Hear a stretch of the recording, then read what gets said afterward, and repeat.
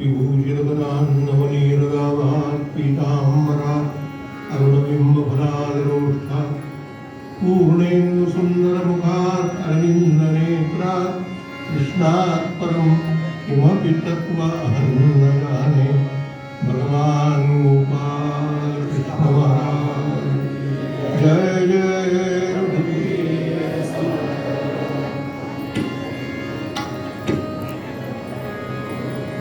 भगवान श्री शुकदेवांची अवधूत स्थितीतली ती आनंद स्थिती बघून परीक्षित राजाला धन्यता वाटली आणि शुकदेव म्हणतात, राजा तुला काय विचारायचं ते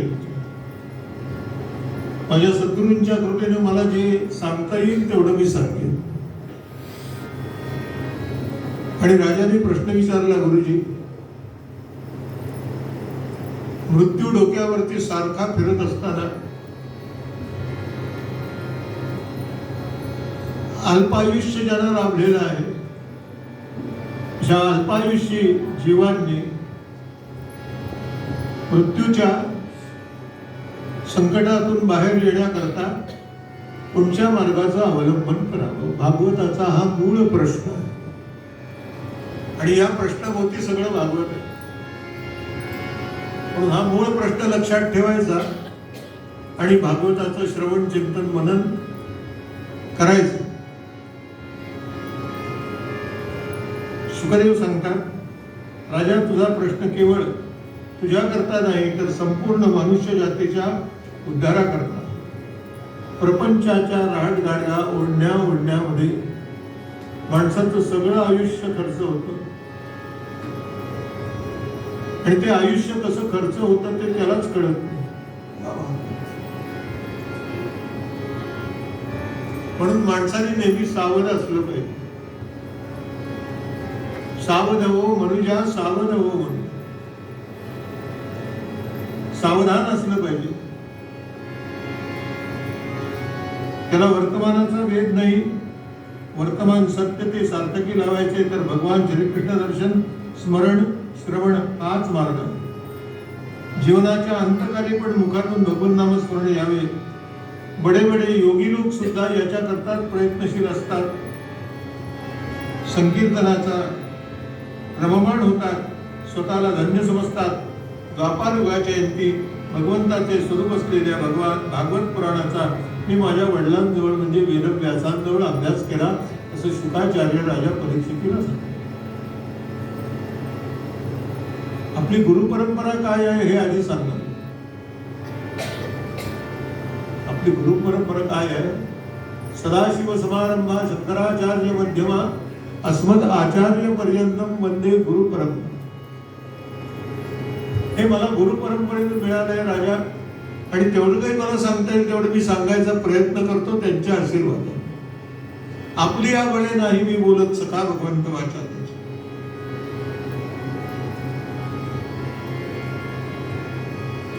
राजा तुला खरं सांगू, माझी भगवंताच्या निर्गुण स्वरूपावरती फार प्रीती आहे, पण मला सगुणाने वेळ लागतो.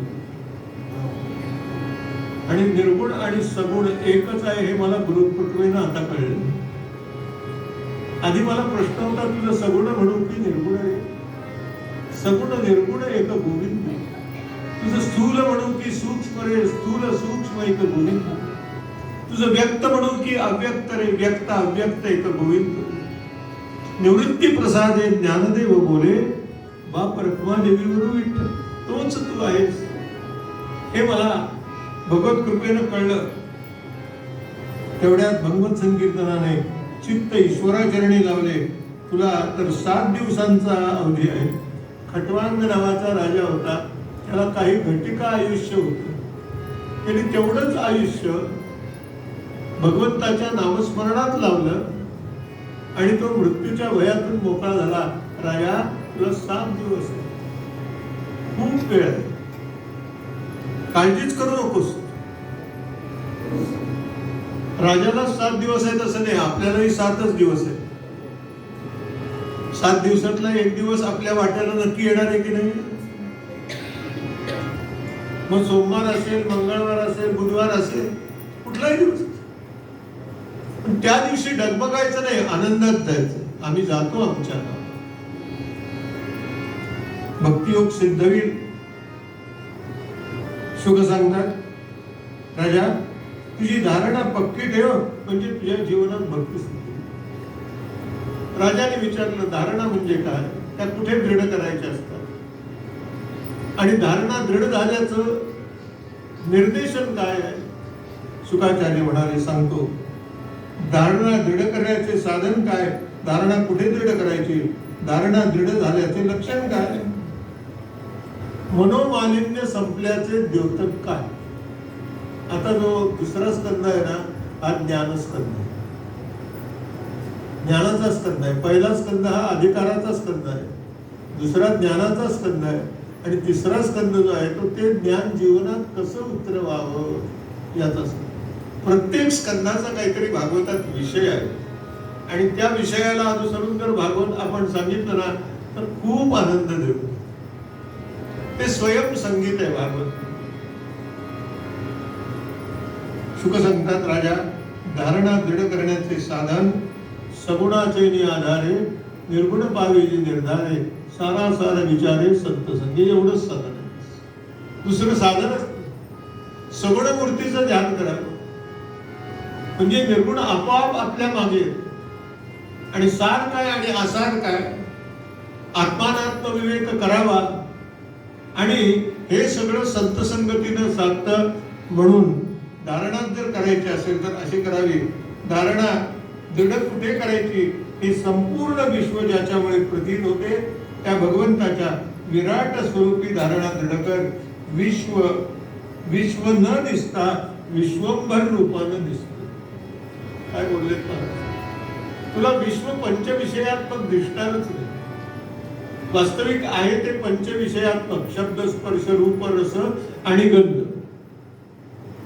पण हे ज्याने निर्माण केलेलं आहे ना त्याला त्याच्या शक्तीनं आवृत्त केलंय. तिला माया असं म्हणतात. आणि माया म्हणजे अज्ञान. अज्ञानेन आवृतम ज्ञानम तेन जंत नयन मुह्यंती जंत वा. भगवान भगवद्गीतेत बोलतात, अर्जुना मी आहे रे, पण माझ्या मायेनंच मला आवृत्त केलं. सूर्यापासून निर्माण झालेले ढग सूर्याला जागायतात की नाही. आपण काय म्हणतो, हो 4 दिवस झाले सूर्य दर्शन झालं नाही. कसं होईल. पाण्यापासून निर्माण झालेलं शेवाळ पाण्याला जागतं की नाही. आपण म्हणतो पाणीच नाही तिथे. अरे आहे, पण ते झाकाळ आवृत्त झालेलं. आणि मायेचा हा स्वभाव आहे परब्रह्माला आवृत्त करणं. अगदी आपल्या व्यवहारातला दृष्टांत द्यायचा झाला, दाराची बेल वाजली आणि हा म्हणतो मी बघतो काय. तुम्ही काही बघू नका, तुम्हाला काही कळत नाही, मी जाऊन बघतो. म्हणजे तिने काय केलं, त्या शक्तीने ब्रह्माला आवृत्तच केलं की नाही.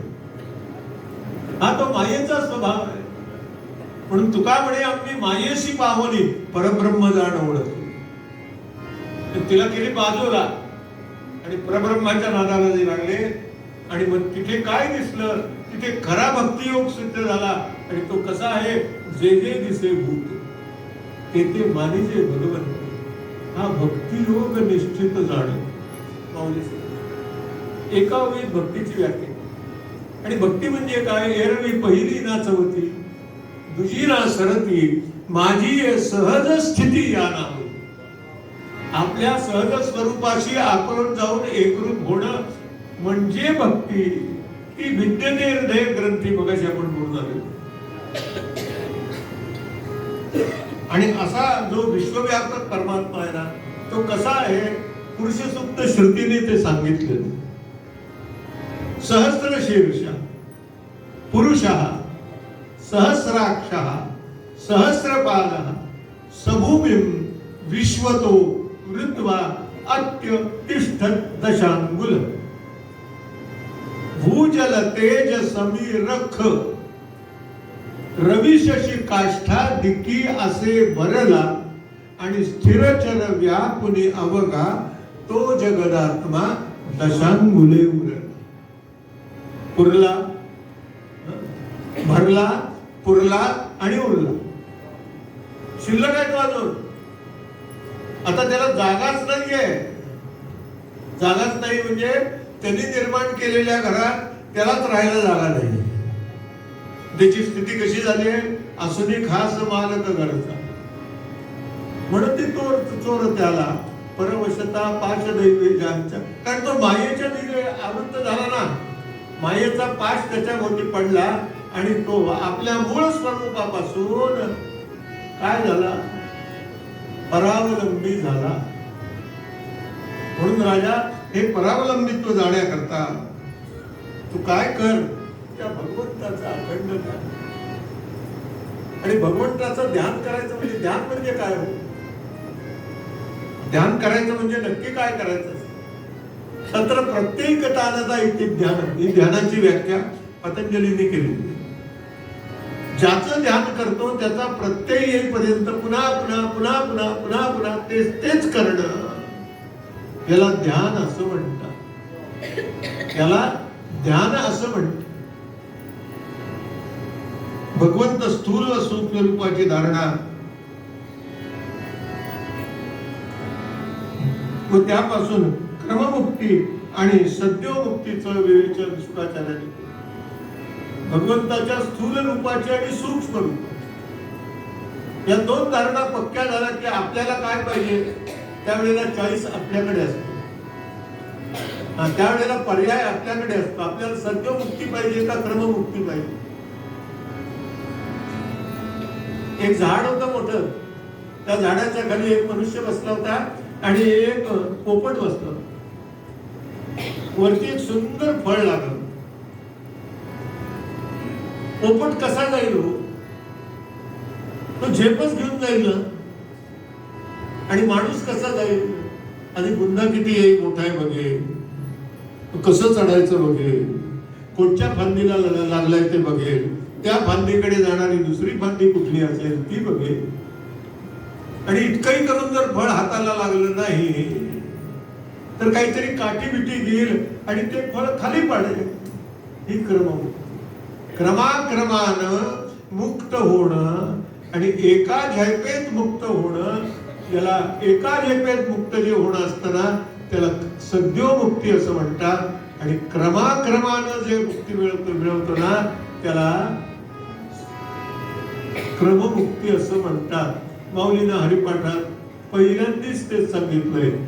देवाची द्वारे उभा क्षण भरी, देवाची द्वारे उभा क्षण भरी, तेणे मुक्ती चारी सारी, तेणे मुक्ती चारी सारी, तेणे मुक्ती चारी सारी. हरी मुखे म्हणा, हरी मुखे म्हणा, म्हणा हरी मुखे म्हणा, हरी मुखे म्हणा, हरी मुखे म्हणा, हरी मुखे म्हणा. पुण्याची गणना कोण करी, पुण्याची गणना कोण करी, पुण्याची गणना. हरिमुखे म्हणा, हरिमुखे म्हणा. पुण्याची गणना कोण करेल? मुक्ती तुझ्या पायाशी होणार, म्हणजे तुला मोक्षही नकोसा वाटतो. अशी सद्योमुक्ती क्रममुक्ती सांगितली. आणि ज्ञानदृष्टीने संपूर्ण वासना संपलेल्या भीष्मांनी, योग्यांनी या दृष्टीने आपला देहत्याग करावा. आणि देहत्याग करताना आनंदानं जावं. आपल्या मृत्यूचा उत्सव साजरा करू आणि म्हणावं, आपुले मरण पाहिले म्या डोळा, काय तो सोहळा अनुपम, भोगावरी आम्ही घातिला पाषाण, जेणे गुणे नाम मंगळाचे, तुका म्हणे मुक्ती परिडिली नोवरी, आता दिवस चारी खेळी. राहिलेले दिवस आपण अंदाज घालवावेत आणि आपणच सगळ्यांना आनंद द्यावा, आपलं जीवन आनंदी करावं आणि सर्वांचं जीवन.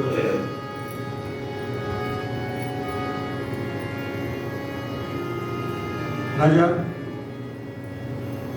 आणि असा हा जो आनंदमय परमात्मा आहे ना, नंदनंदन, यशोदानंदन, देवकी नंदन, वसुदेव नंदन, वासुदेवे भगवती भक्ती योगो यथा भवे, तस्मात् सर्वात्मदा राजन हरि सर्वत्र सर्वदा श्रोतव्य कीर्तव्यश्च स्मर्तव्यो भगवान.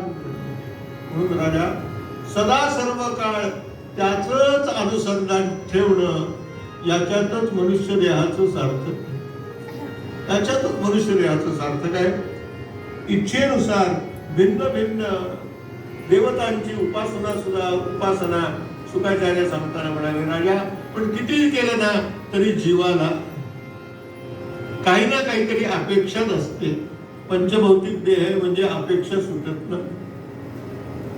मिळवायचं जर असेल तर कोणाकडनं मिळवावं, कोणाकडनं मिळवावं? जे ज्याच्याजवळ आहे ते त्याच्याकडून मिळवावं. कोणाजवळ काय आहे?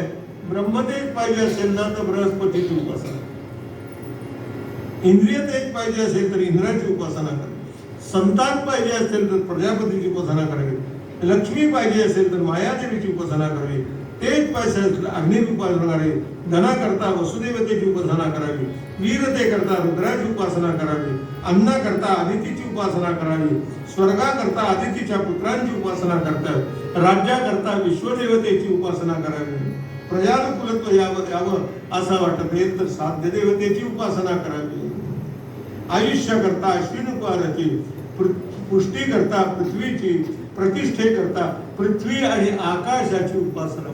भिन्न भिन्न उपासना सांगितली म्हणजेच भक्ती सांगितली. उपासना आणि भक्ती काही वेगळी नाहीये. म्हणून समर्थांचा आग्रह आहे ना, उपासनेला दृढ चाल, भूदेव संतासी सदा नवावे, सत्कर्म योगे वयघा नवावे आणि सर्वामुखी बनवे. उपासनेचा आश्रय उपासना नाही तो निराश्रय, उदंड केली या जयो पाविजेची नाही. म्हणून उपासकासी प्रार्थना, उपासना उपासना. मठ मंदिरातून अशा नित्य उपासना चाललेल्या असतात, अशा नित्य उपासना चालली. मला एकाने सांगितलं भगवान सगळीकडे आहे. म्हटलं नक्की आहे, पण त्याच्याकरता इकडेच गेलं पाहिजे तिकडेच गेलं पाहिजे असं का, असा हट्ट का तुम्ही? हे म्हणतात, तुम्ही म्हणता ते खरं आहे, भगवान सगळीकडे आहे, इकडेच गेलं पाहिजे तिकडेच गेलं पाहिजे, हा तुमचाही प्रश्न रास्त आहे. पण मी आपल्याला एक विचारू का, गाडीच्या टायर मध्ये हवा भरायची असेल तर पंपावरच जायला लागतं ना, का टायर वरती धरून हवा भरली जाते, का टायर वरती धरून म्हणायला लागतं चला हवा येऊ द्या. विनोदाचा भाग सोडा नाही, इथे व्यवस्था आहे म्हणून इथे यायचं. इथे व्यवस्था आहे आणि जिथे व्यवस्था असते ना तिथे व्यवस्थापक असतोच. दिसणार नाही तुम्हाला तो, पण नक्की असतो. परिणाम काय होतो? ज्ञान प्राप्ती, त्रिगुणाचे तरंग विरून जातात, हृदयात शुद्ध आनंद अनुभव येतो, इंद्रियांची बहिर्मुक्ता म्हणजे विषयासक्ती संपते आणि कैवल्याचा सर्वत्र साम्राज्याचा भक्ती प्रतीत होते. परीक्षितीने सृष्टीविषयक शुकदेवांना कथारंभ करायला सांगितलं. महाराज आता तुम्हाला एक विचारतो, काय रे विचार, तुला काय विचारायचं ते विचार, मला काय सांगता येईल मी सांग. सृष्टीची रचना कशी झाली, कुणी केली, याचा चालक पालक पालक कोण आहे का? इथे व्यवस्था दिसते म्हणजे व्यवस्थापक आहे ना. ही व्यवस्था कोणी निर्माण केली? परीक्षितीचे प्रश्न आहेत सगळे, आणि परीक्षितीचे प्रश्न नसून तुमचे आमचे प्रश्न आहेत. फक्त कधीतरी आपल्याला ते पडायला हवे. केव्हा पडतात? आता सगळं संपायची वेळ आली ना. अंगम गलितम गलितम पुंडम की मग ते प्रश्न पडतात, तेव्हा काय उपयोग नसतो. संतांचे बोल जीवाचा भगवंताविषयी असलेला श्रद्धेचा अंकुर फुलवणारे असतात. मृत्यूची चाहूल लागल्यानंतर क्षणात राज्यवैभव भोगाचा त्याग करून धर्म अर्थ काम मोक्ष सगळं सोडून गंगेच्या तीरावरती आलेला राजा परीक्षिती शुकाचार्याला प्रश्न विचारतो, सृष्टीची रचना कशी केली, कोणी केली, आणि ही रचना करताना त्यांनी कशा कशाचा उपयोग केला, कशा कशाचा उपयोग केला. असं आहे, कार्य म्हणजे करता असलाच पाहिजे, आणि करता आहे म्हणजे कारण असलंच पाहिजे. आणि वेदांतांनी दोन कारण सांगितले, एक निमित्त कारण आणि दुसरं उपादान. मी पहिल्यांदाच सांगितलं, ज्ञानस्कंद आहे, त्यामुळे ही वेदांताची भाषा ह्या आल्याशिवाय राहणार नाही. बरं, मला माहिती आहे 9 कडे माझं लक्ष आहे. मी आपल्याला वेळेत सोडणार आहे, काळजीच करू नका.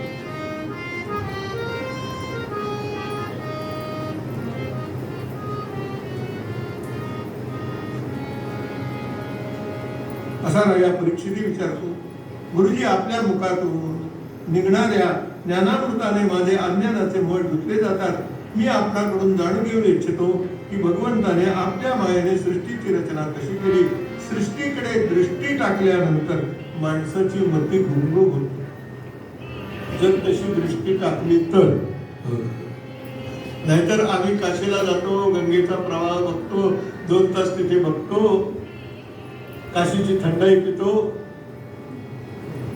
आणि घरी आल्यानंतर गंगा गेली कुठून, त्या दृष्टीने बघितलीच नाही ना आम्ही.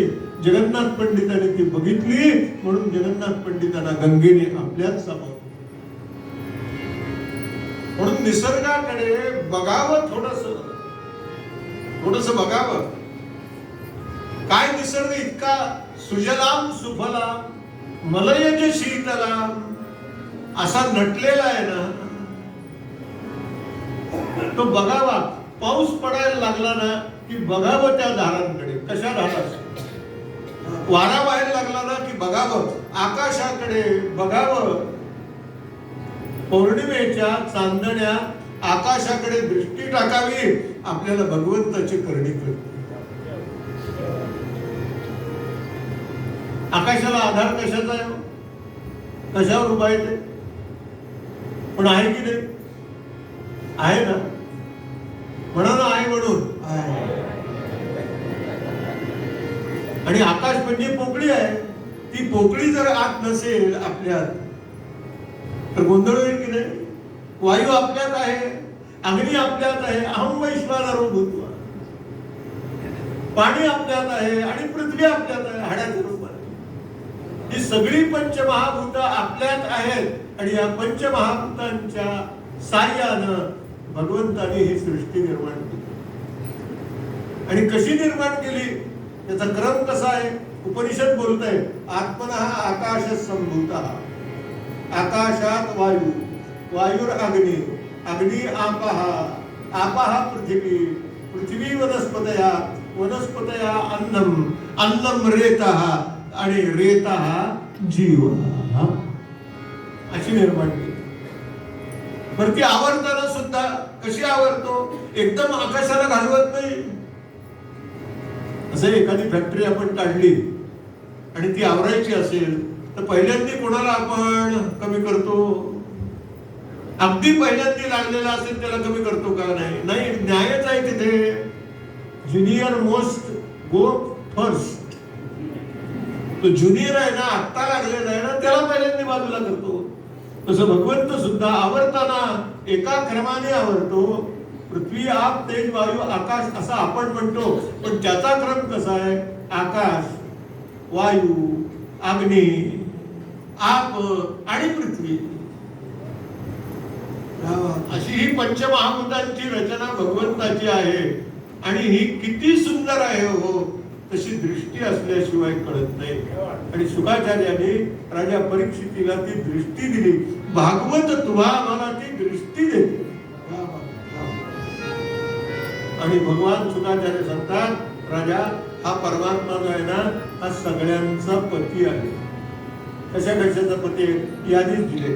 श्रियापती, यज्ञपती, प्रजापती, धियापती, लोक निंदश्चपती, पतीर कृष्णश्च वृश्चिश्च, हा सगळ्यांचा पती आहे. आता पती कोणाला म्हणतात? तुम्हाला काहीतरी काय विचारतो, पती कोणाला काय म्हणतात? आमचं लग्न झालंय, आम्हाला काय माहित नाही का पती कोणाला म्हणतात? पण पती कोणाला म्हणतात याचं जर उत्तर हवं असेल ना, तर ज्याच्यामुळे जगावंसं वाटतं त्याला पती असं म्हणतात. ज्याच्यामुळे जगावंसं वाटतं आपल्याला त्याला पती म्हणतात. भगवद्गीतेला अभिप्रेत असलेला शब्द सांगू, भर्ता. भर्ता म्हणून सगळी नाती जोडता येतात. हे एकच असं नातं आहे की ते जोडता येत. तरुणपणी एका स्त्रीचा पती गतप्राण झाला, तर वृद्ध आजी आजोबा आले आणि म्हणाले, मुली काही काळजी करू नको, आम्ही तुला आई वडिलांसारखं, आजी आजोबांसारखं. तिच्या आई वडिलांसारखे आले, ते म्हणाले, बेटा काही काळजी करू नको, आम्ही तुला आई वडिलांसारखे. तिच्या भावासारखे काही लोक आले, ते म्हणाले, काही काळजी करू नको, आम्ही तुला भावासारखे आहोत. तिच्या बहिणीसारखे काही लोक आले आणि म्हणाले, काही काळजी करू नको, आम्ही तुला बहिणीसारखे आहोत. कोणी येऊन असं म्हणतं का हो, काही काळजी करू नको, मार खायची वेळ. सगळे संबंध जोडता येतात, पण हा एक संबंध असा आहे, आणि भगवान तर सगळ्यांचा पती.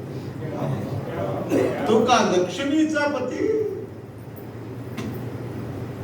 जो योगियांची विश्रांती. आणि म्हणून तिथे गेल्यानंतर सगळे श्रम दूर होतात. शुक म्हणाले, राजा, पूर्वी वेदगर्भ ब्रह्मदेवा देवर्षी नारदांनी हा प्रश्न सृष्टीत्पत्तीचा स्थिती व लयाचा केला होता. आणि नारदांनी विचारलेल्या प्रश्नाला जे ब्रह्मदेवाने उत्तर दिलं तेच मी तुला देतो. मी काय दुसरं सांगतो? या विश्वाचे लक्षण काय, याचा आधार काय, याचा निर्माता कोण, याचा प्रलय कशात होतो, हे कोणाच्या अधीन आहे. आपण या सर्व गोष्टी जाणता, कारण हे निर्माण होते त्याचे स्वामी तुम्ही आहात. तुम्हाला हे ज्ञान कसे मिळाले, आधार काय?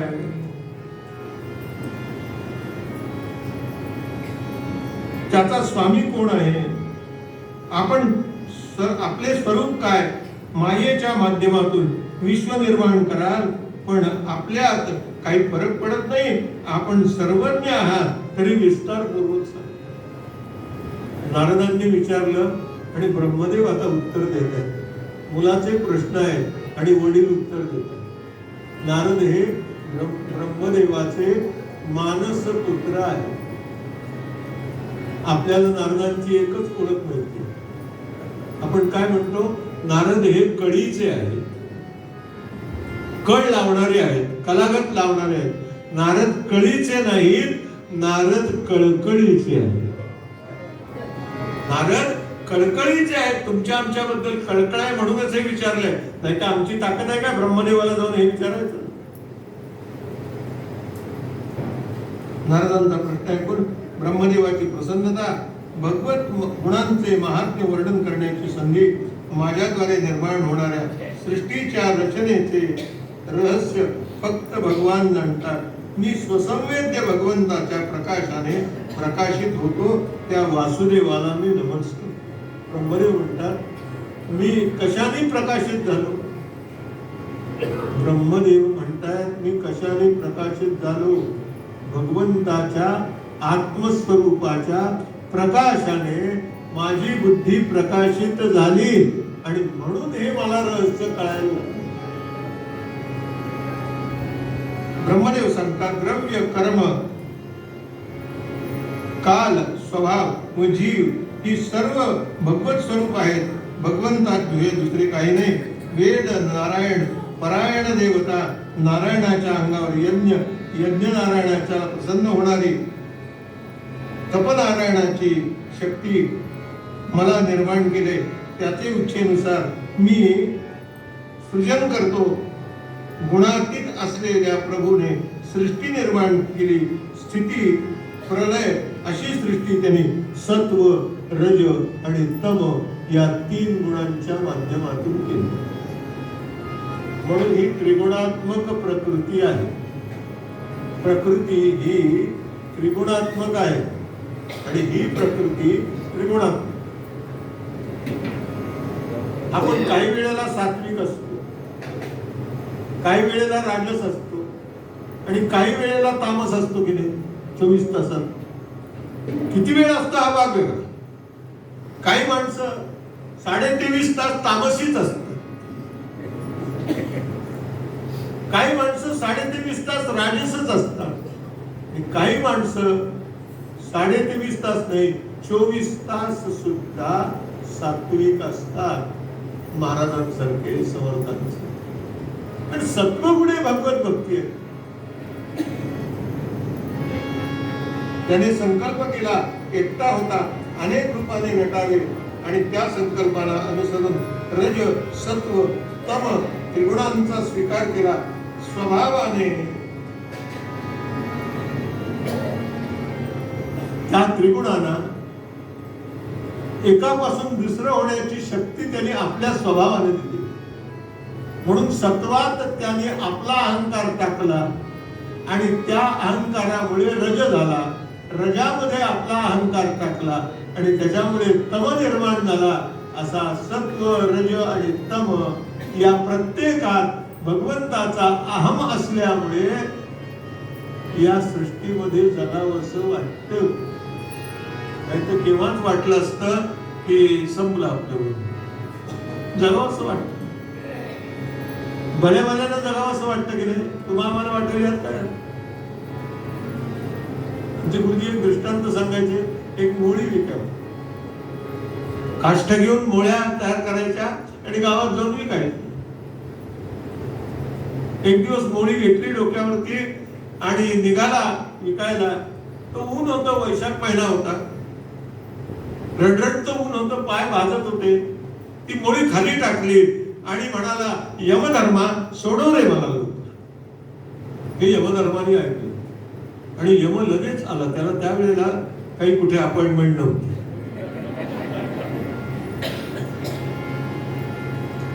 आजोबा कशाला बोलवलंस. तिने बघितलं, अरे हा आला बोलवल्यावर. कशाला बोलवलं, चला लवकर. म्हातारा तो हुशार होता. तो म्हणाला, कशाला बोलवलं माहितीये, मोळी खाली पडली, डोक्यावर यायला दुसरं कोणी नाही म्हणून तुला बोलवलं.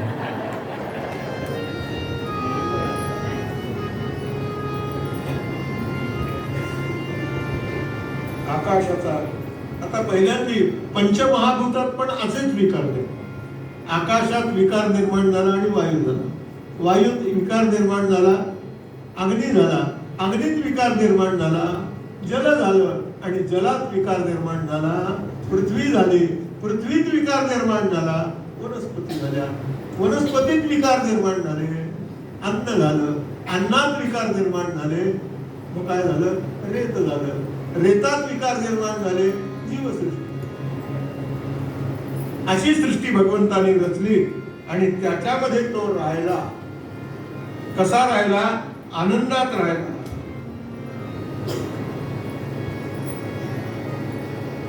आणि असा विराट पुरुष, याचं वर्णन विश्वरूप दर्शनात आलेलं आहे आणि पुरुषसूक्त श्रुतीमध्ये पण आलं. याचं मुख काय आहे, ब्राह्मणोस्य मुखमासीत् बाहुराजन्यकृतः ऊरुतरस्य वैश्यपदव्यां शूद्रो जायता चन्द्रमा मनसो जातश्चक्षुः सूर्यो जायता मुखादिन्द्रश्चाग्निश्च प्राणाद्वायुः नाभ्या आसीत् अंतरिक्षम. हे सगळं त्यांनी आपल्या शरीरात ठेवलेलं आहे. म्हणून त्याच्या शरीराची कोणत्याही भागाची उपासना करा, ती उपासना त्यालाच जाऊन पुजते. आकाशात पतितं तोयम यथा गच्छति सागरम सर्वदेव नमस्कारा केशवम प्रतिगच्छति. आणि म्हणून विविध अवतारांच्या कथा सांगितल्या, तत्वरहस्य सांगितलं. आणि ते तत्वरहस्य सांगितल्यानंतर भगवान शुकदेव सांगतात, परीक्षितीने 24 प्रश्न विचारले गुरुजींना आणि एक एक प्रश्नाचं उत्तर शुकाचार्यांनी दिलेलं आहे. किती प्रश्न आहेत?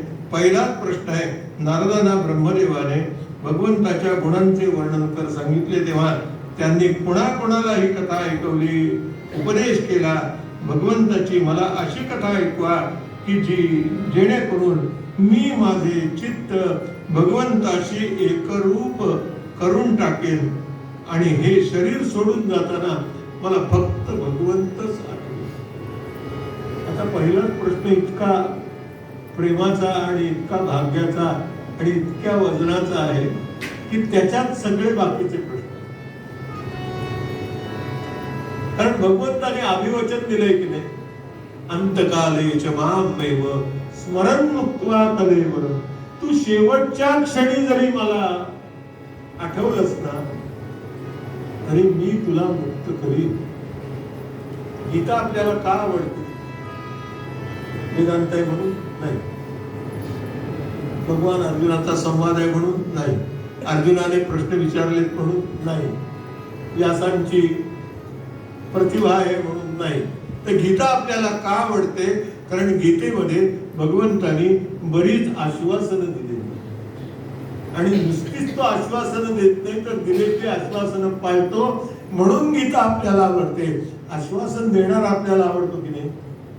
एखाद्या नगरसेवकाने आपल्याला आश्वासन दिलं, तुमच्या दारापुढचा रस्ता तयार करीन, तो बाप जन्मात करणार नाही आणि केला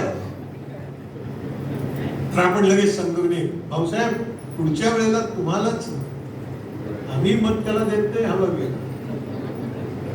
पण आश्वासन देणारा तुम्हाला भगवंतानी अनन्य चिंतन केवढं आश्वासन आहे. हे जमान हे जनाम परिउपासते तेषां नित्याभियुक्तानां योगक्षेमं वहामि. त्याचा मी योगक्षेम चालवतो, त्याला काही कमी पडू देत नाही. माझी या भक्ता काय संसाराची चिंता का समर्थाची कांता कोरांद मागे, राजयाची कांता काय भीक मागे, मनाची या जोगे सिद्धी मागे की नाही. राजाची पत्नी जर उद्या दारोदार कटोरा घेऊन फिरायला लागली तर समजावं एकतर ही राजाची पत्नी नाही, नाहीतर फिरत असेल तर राजाला निवडून आणण्याकरता फिरत, ती मागणारच नाही भीक. तसं आपण भगवंताचे आहोत, का कुणाशी भीक मागावी? शुकाचार्य हा विश्वास नाही, भागवत हा विश्वास तुमच्या आमच्या जीवनात निर्माण करतो. जीवाचा पंचमहाभूतांशी काही संबंध नसताना हे शरीर पंचमहाभूतापासून कसे बनले? शुकाचार्य हसले आणि राजाने प्रश्न विचारले 24. राजाने किती प्रश्न विचारले? 24. शुकाचार्य हसले आणि म्हणाले, आयुष्याचा पहिल्या दिवसाचा शेवट आला, आता फक्त 6 दिवस आयुष्य राहिलंय तरी याला अजून दृश्याचं भान सुटलेलं. खूप वेळ लागतो होसताय, भल्या भल्याला सुटत नाही ते तुम्हाला म्हणत असेल. कारण आम्ही वासनेत अडकलेले जीव आहोत आणि वासनेची 6 अभद्र रूप आहेत: इच्छा, आशा, अपेक्षा, तृष्णा, याचना आणि स्पृहा. आणि 7वी वासना, म्हणून 7 दिवसाचं सत्ता, म्हणून 7 दिवसाचं. एक एक तर बंद तुटला पाहिजे ना सगळा.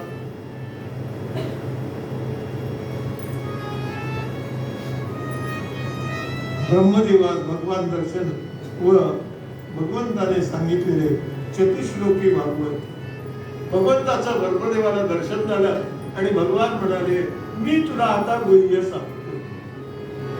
अर्जुनाला सुद्धा भगवंताने गुह्य सांगितले की नाही? इथे गुह्यम तमं शास्त्र इदमुक्तम मया नघ एतद् बुद्ध्वा बुद्धिमान् स्यात् कृतकृत्यश्च भारत. कृतकृत्य हो हे गुह्य ऐकून. आणि गुह्य कोणाला सांगावं कोणाला सांगू नये याचे नियम आहेत की इदं ते ना तपस्काय ना भक्ताय कदाचन न चा शुश्रूषते वाच्यम न च माम्योभ्यसूयते न च माम्योभ्यसूयते. तपस्काय अनभ्यासी आहे त्याला सांगू नये. इदम अथर्व शीर्षम अशिष्याय न देयम यो यदि मोहात दास्यति सपापीयान. श्रुती बोलते हे न बोलता देऊ नये. तपस्का अनभ्यासी माणसाला सांगू नये. मग तरी संतांनी सांगितलं ना, सांगितलं ज्ञानेश्वरी तर उघडी करून ठेवली, गाथा उघडी करून ठेवली आणि म्हणाले वेद आम्हाला कळलाय. वेद अनंत बोलीला अर्थ तुकाची निघाला. विठोबाची शरण जावे निज निष्ठे नाम घ्यावे झालं का. वेदाचा तो अर्थ आम्हाला चिठावा इतरांनी व्हावा भारवा. काय तुकोबा आत्मविश्वासानं बोलतो. तो वेद सांगतो, सांगू नको म्हणून. मग संतांनी कसं सांगितलं? आई सारखं सांगितलं.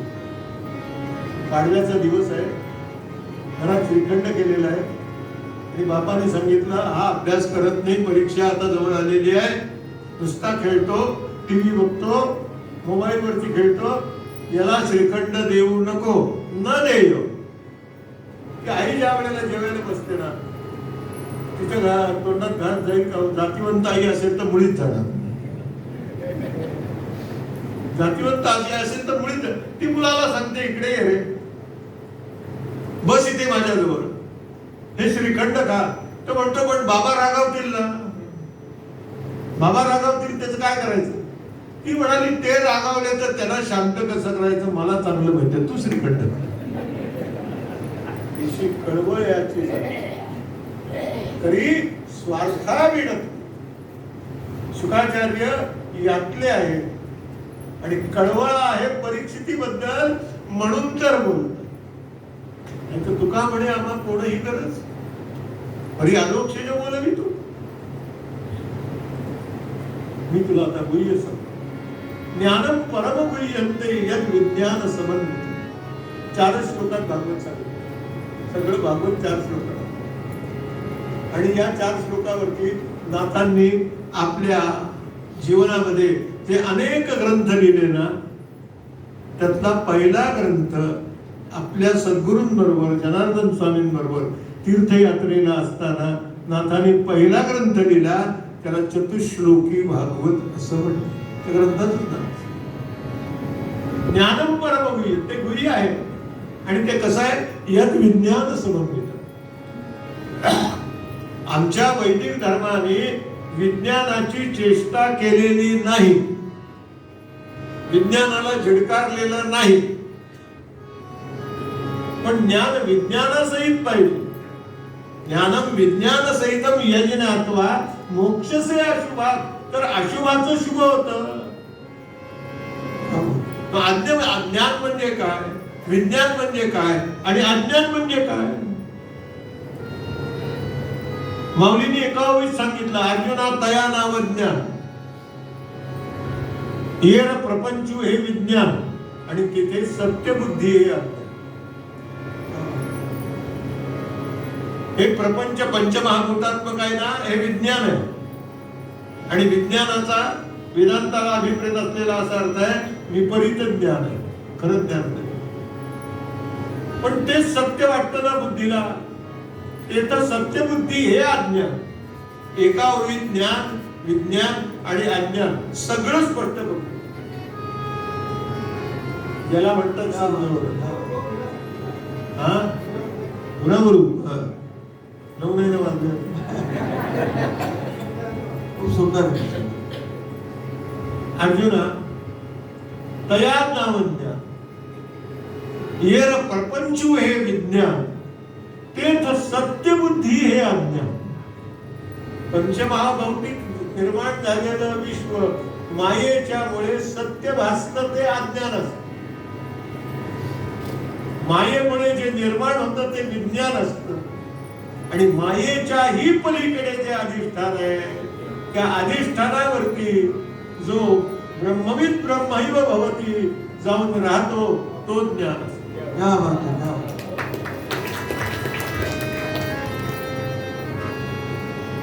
भागवत म्हणजे तुम्हाला खरं सांगू का आनंद. आणि दुसरा स्कंद तर फारच आनंद.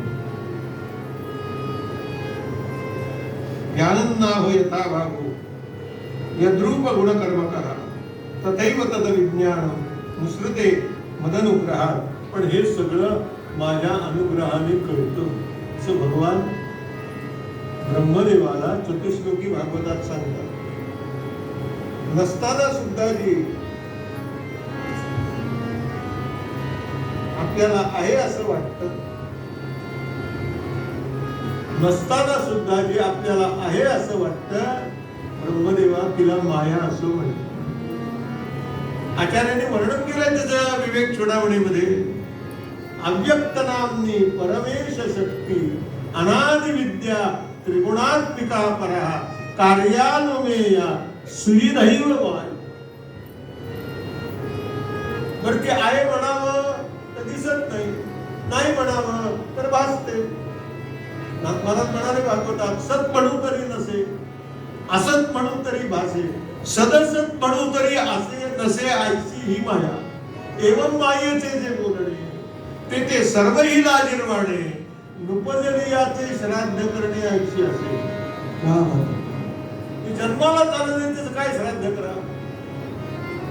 वांझेचे सुनवेसी पुत्र झाला की भीष्म स्त्रियेसी पाहणा आला. वांझेची सून आदिती वांझ, तिला झाला मुलगा, त्याची बायको, आणि त्यांना झालं आपत्ती. शक्य तरी आहे का भीष्माच्या स्त्रीला पाहणं येणं शक्य आहे का? ते आजन्म ब्रह्मचारी. आणि दिगंबराचा केला विवाह जैसा. एवं मायेचे जे बोलणे ते सर्व ही लाजिरवाणे उपजली याचे श्राद्ध करणे ऐशी असे ही माया. अन्वय व व्यतिरिक्त पद्धतीने अन्वय आहे आणि व्यतिरिक्त नाही. अन्वय आहे असं म्हणून भगवंताकडे जर जायचं असेल तर इदम इदम इदम इदम, आणि व्यतिरेक पद्धतीने जायचं असेल तर श्रुती म्हणते तंत्र तंत्र तंत्र तंत्र. मग अन्वय व्यतिराकाची सांगड घालायची जर असेल तर कुठं जावं? या संतासी बजावे सर्वस. तनु मनु जीवे चरणासी लागावे अगरवता करावे दास्य सकळ. जे ज्ञानाचा पुरवठा ते तर सेवा हा धारवटा, आणि ते स्वाधीन करते सुवटा सर्वस्वेसी. आणि या करता तप करावं. तप म्हणजे काय? जे ब्रह्मदेवाने केलं विचारपूर्वक कृती व फलासाठी थांबण्याची वृत्ती, याला तप असं म्हणतात. तपाची अगदी सोपी व्याख्या आहे. विचारपूर्वक कृती, हेकट पद्धतीनं. स्मशान वैराग्य आल्यानंतर केलेलं तप तप नसतं. स्मशानात एखाद्याला पोचून आलं की आपल्यालाही वैराग्य येतं की नाही? काही अर्थ नाही हो बुवा याच्यात. आता आपल्याला सुद्धा एक दिवस जायचंय, उगाच हा सगळा पसारा जमा केला. पण घरी आल्यावर बायकोला सांगतो ना पिठलं भात लवकर कर म्हणून. ठीक आहे वैराग्य, ठीक आहे वैराग्य. ही वैराग्याची चेष्टा आहे. आणि शुक्लदेव म्हणजे जिवंत वैराग्याची मूर्तिमंत आकृती. आणि राजा आता तुला या भागवत पुराणाची दशलक्षण सांगतो की नीट ऐक. अत्र सर्गो विसर्गश्च स्थानं पूषण ऊतया मन्वंतर ईशानुकथा निरोध मुक्ती आश्रया. सर्ग म्हणजे ईश्वराच्या प्रेरणेने सत्वरजतमयात त्रिगुणात अहंकार प्रविष्ट झाल्याने त्याचे रूपांतर क्षोभामुळे आकाशादी पंचमहाभूते शब्दादी पंचतात्मा इंद्रिय अहंकार व महत्त्वांची उत्पत्ती होते. त्याला सर्ग असं म्हणतात. भागवताची 10 लक्षण आहेत. अत्र सर्ग. विसर्ग म्हणजे काय? या विराट पुरुषाच्या नाभिकलातून निर्माण झालेल्या ब्रह्मदेवाद्वारे ही भिन्न चराचर सृष्टीचे निर्माण याला विसर्ग असं म्हणतात। स्थान म्हणजे क्षणाक्षणाला बदलणारी व नाशाकडे जाणाऱ्या सृष्टीला एका मर्यादेत राखल्यामुळे पालकरूपी भगवान महाविष्णू जी श्रेष्ठता प्राप्त होते त्याला स्थान असं म्हणतात। पोषण म्हणजे या भगवत सुरक्षित सृष्टीत आपल्या भक्तांवर भगवंताची जी कृपा होते त्याला पोषण म्हणतात। उतई म्हणजे उती म्हणजे ज्या वासनेनं जीवाला गर्भबंध करतो त्याला उती असं म्हणतात। मन्वंतराच्या अधिपतीकडून प्रजाजनासाठी जे शुद्ध आचरण केले जाते त्याला मन्वंतर असं म्हणतात। ईशानुकथा म्हणजे भगवंताची कथा। निरोध म्हणजे भगवंताच्या योग निद्रेचा स्वीकार करतो त्यावेळी जीव आपल्या सर्व साधनांचं त्यात लय पावतो त्याला निरोध म्हणतात। मुक्ती म्हणजे अज्ञानाने कल्पिलेले काहीच भोक्तृत्व इत्यादी आत्म्याचा परित्याग म्हणजे आपण स्वरूपी लय होणे त्याला मुक्ती असं म्हणतात। आणि आश्रय म्हणजे या विश्वाची उत्पत्ती स्थिती लय ज्या तत्वाने प्रकाशित होते त्याला आश्रय म्हणतात। देहाची ज्ञानेंद्रिय कर्मेंद्रिय ही त्या देवतांच्या अधीन असतात। त्याचमुळे इंद्रिये ही इंद्रियाची प्रत्येक देवता आहे यापैकी एक नसेल तर दोहोंचा उपयोग नाही। म्हणून राजा विराट पुरुषाने ब्रह्मांड फोडून आपल्यात राहिल्याने होऊ लागला। स्थान पवित्र असावे म्हणून जलसृष्टी निर्माण केली आणि नरापासून विराट पुरुषाची उत्पत्ती म्हणून त्याचे नाव नार पडले। तो 1000 वर्ष पर्यंत पाण्यात राहिला म्हणून त्यास नारायण असे म्हणतात। चेत चेवी चेतना उपरली एरवी देहाचे मोठके उभे। आणि ही चेतना कशी आहे जी अचेतनाला सचेतन बनवते तिला चेतना असं म्हणतात। म्हणून भगवंत हा चैतन्य स्वरूप आहे आणि भगवंताचे भक्त हे चैतन्य महास्वरूप असतात। आल्यावर त्याने आपल्या इच्छेने व आपल्या स्वर्णमयी वीर्याचे 3 भाग केले आणि मायेच्या शक्तीने त्या 3 भागांचं आदिदैविक आध्यात्मिक व आदिभौतिक असे म्हणतात। शुकाचार्य सांगतात हे विराट पुरुषाचे सुवर्ण तेजस्वी वीर्य 3 भागात कसे विभागले हे ऐक। त्या पहिल्या भागापासून पंचज्ञानेंद्रियांची निर्मिती झाली, दुसऱ्या भागापासून पंचकर्मेंद्रियांची निर्मिती झाली। या विराट पुरुषाच्या शरीरात पृथ्वी व जल तेज यापासून सप्तधातू निर्माण झाले। आणि राजा भूमिर आपो नलो वायू खम मनो बुद्धिरेव च अधिष्ठान अहंकार विधीयन्ते भिन्ना प्रकृती अष्टधा। ही अष्टधा प्रकृती आहे याच्यात ही तत्व सगळी सामावलेली आहेत। म्हणून राजा या संपूर्ण विश्वाचं चालन पालन जो करतो वास्तविक भगवान निष्क्रिय आहे पण शक्तीने सक्रिय होतो। त्या विराट रूप धारण करून वाच्य आणि वाचक शब्द व त्याचे अर्थ त्याचे नामरूप क्रियेला स्वीकार करतो। शुकदेव म्हणाले राजा या सर्व सृष्टीतील प्रजापती मनु देवता ऋषी मुनी सिद्धचारण गंधर्व विद्याधर यक्ष किन्नर अप्सरा सर्व नगर नागर सृष्टी भगवंताचीच आहे। अंडज उद्भिज जारद स्वेदज ही चर व अचर सृष्टी शुभ अशुभ कर्माची फळे होऊन आहेत। म्हणून सत्वगुण देवता रजोगुण नरलोक आणि तमोगुण नरकलोक आहेत। या विश्वाच्या पोषणासाठी परमात्मा धर्ममय विष्णू रूप धारण करतो। देवता मनुष्य पशु पक्षी रूपात अवतार घेऊन विश्वाचे पालन करतो। प्रलयाच्या समयी कालाग्नी रुद्राचे रूप धारण करून आपल्यातच सगळं लीन करून घेतो। शुकाचार्य म्हणाले कालाचा महिमा काल व अंतर्गत मन्वंतरे याचे वर्णन पुढे मी सांगेन। शौनकादी ऋषी सुतांना विचारतात विदुरांनी आपल्या सर्व आप्तांचा त्याग केला, तीर्थयात्रा केला त्या तीर्थयात्रेत मैत्रेय ऋषींची भेट झाली. तेव्हा त्यांचे काय बोलणे झाले, विदुराचे चरित्र व तो संवाद आम्हाला सांगा. पुन्हा विदुर हस्तिनापुरी का आले, सूत सांगतात परीक्षितीचे पण हाच प्रश्न सुखदेवांना विचारला आणि सुखदेवाने राजास पुढील स्कंदात जे सांगितले ते मी तुम्हाला सांगेन, पण आज नाही सांगणार, उद्या सांग. हरे नमः, हरे नमः, हरे नमः. ओम नमो भगवते वासुदेवाय.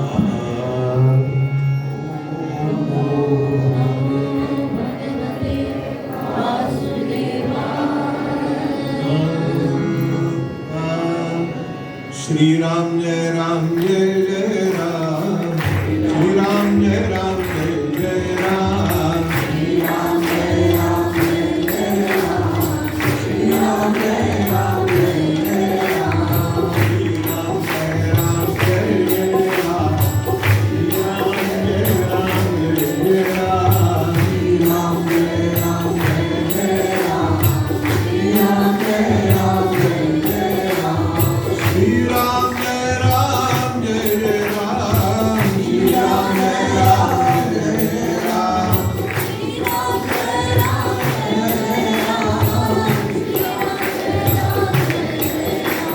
श्री राम जय राम जय जय राम, श्री राम